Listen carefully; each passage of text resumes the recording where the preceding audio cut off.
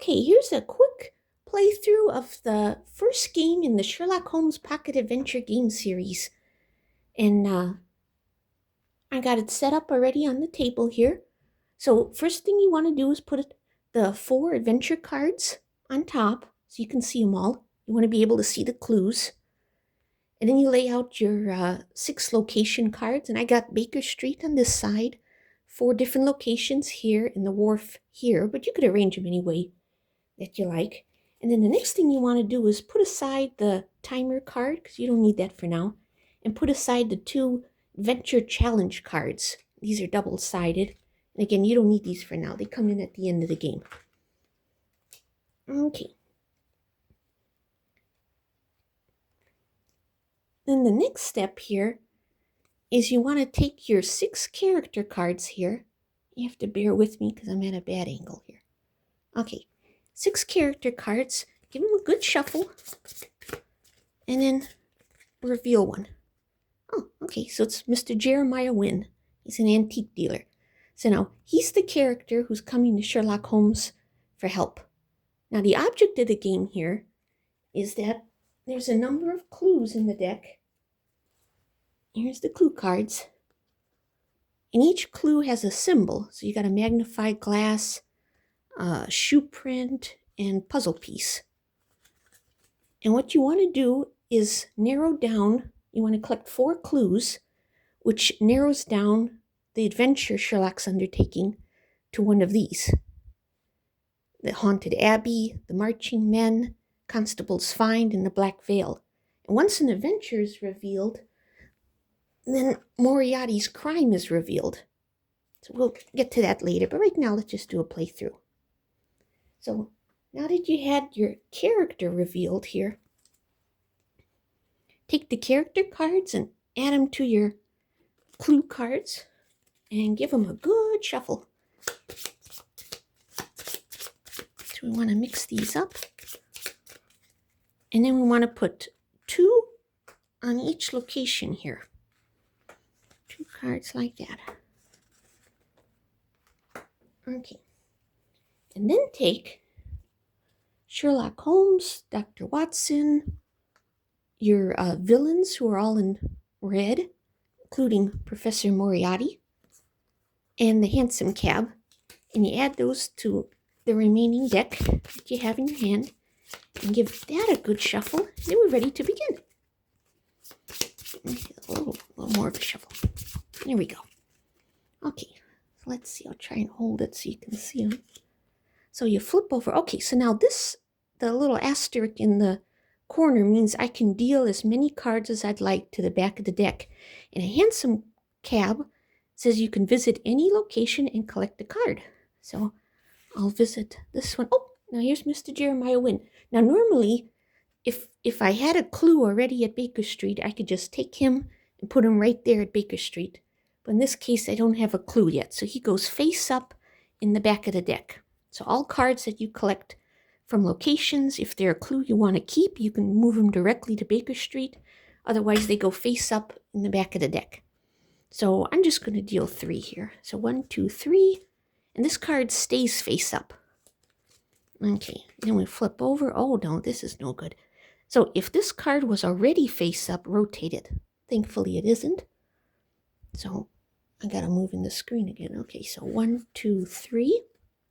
Put them in the back. Okay, now here we got a threatening note. So now, if you want to keep it, which I see no reason why not, you rotate it.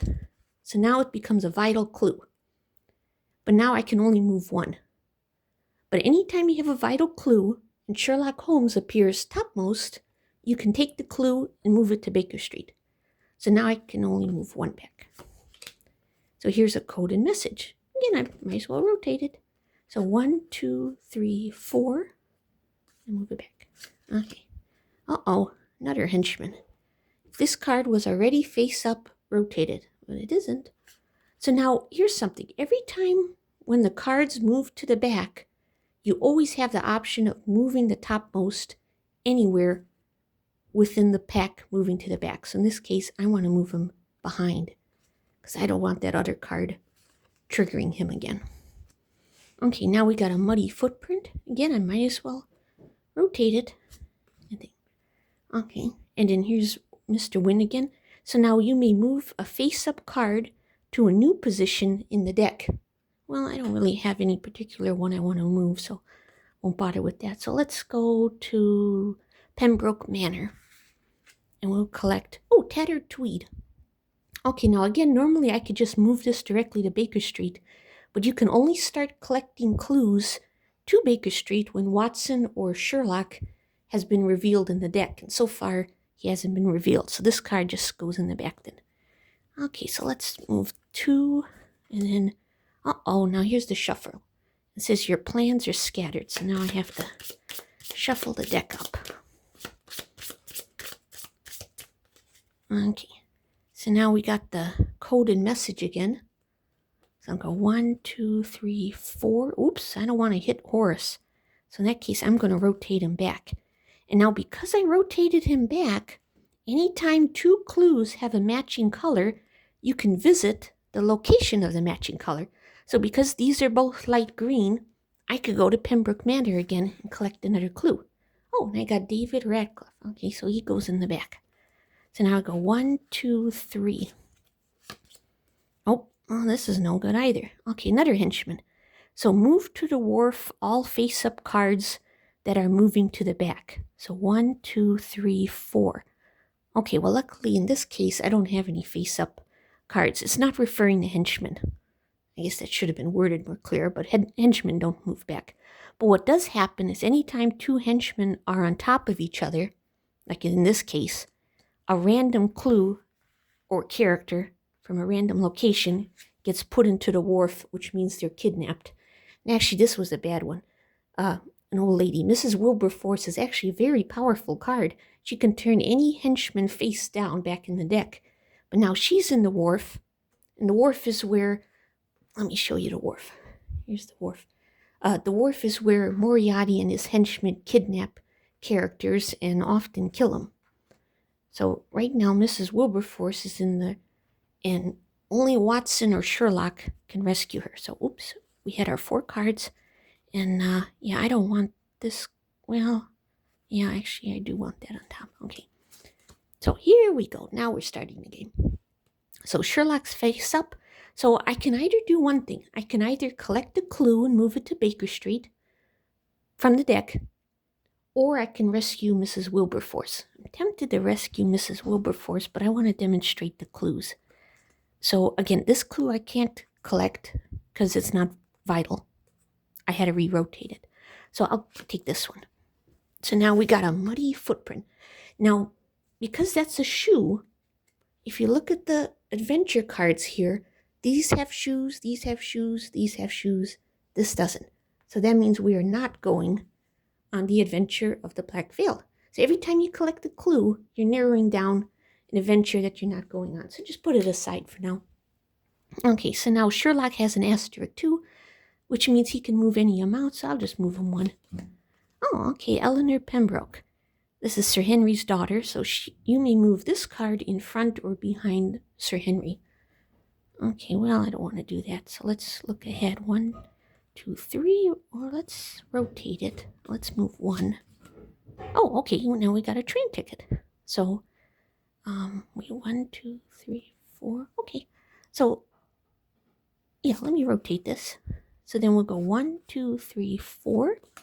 Now we got Jeremiah again. So now I could move anytime Jeremiah's on top, because he's the character who came to Sherlock.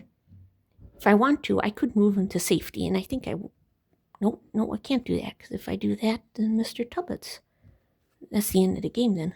Okay, well, never mind. Mr. Wynn stays in then. So 1, 2, 3, 4, 5. We'll do that.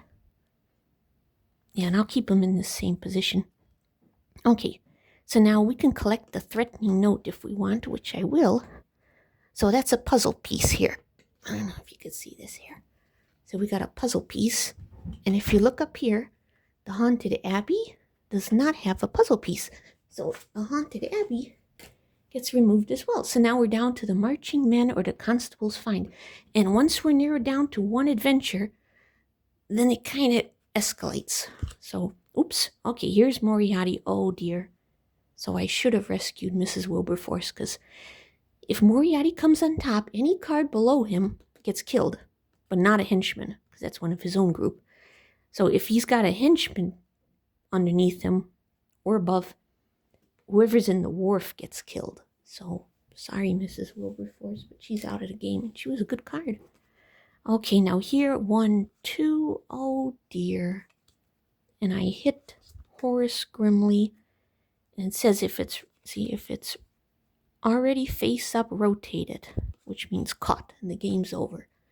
So I didn't get very far in that game. Yeah, well anyway, I'll do another playthrough and you could see again. So check out part 2 then.